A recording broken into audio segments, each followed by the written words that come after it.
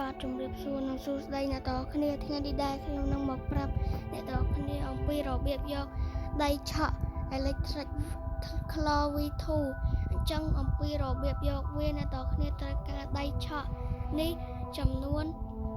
400 Mastery ហើយនឹងលុយ3លានហើយនឹងលុយពណ៌ស្វាយចំនួន5000បាទអ្នកទាំងអស់គ្នាអាចទិញបានហើយអ្នកទាំងអស់គ្នាត្រូវការទិញដៃនឹងនៅសមុទ្រទី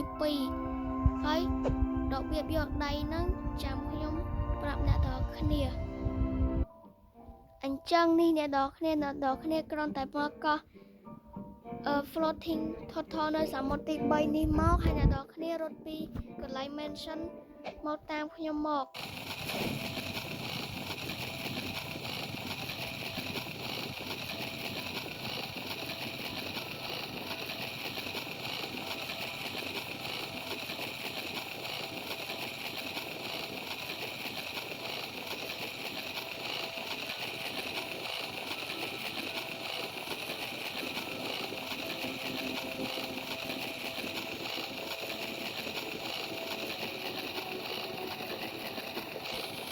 ចឹងនេះអ្នកទាំងអស់គ្នានៅពេលដែលអ្នកទាំងអស់គ្នាមកកន្លែងក្រោយថ្មនេះអ្នកទាំងអស់គ្នានឹងឃើញបរិសុទ្ធទុនសាយម្នាក់គាត់នឹងឲ្យជាអ្នកបង្រៀនក្បាច់នឹងមកកាន់អ្នកទាំងអស់គ្នាអញ្ចឹងមើលពេលដែលអ្នកទាំងអស់គ្នាគ្រប់អស់ហើយអ្នកទាំងអស់គ្នាអត់ទាន់បានទិញបានទេ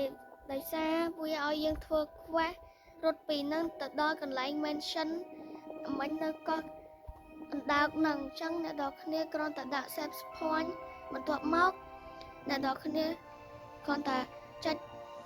ទៅកន្លែង mention នោះគឺហើយអញ្ចឹង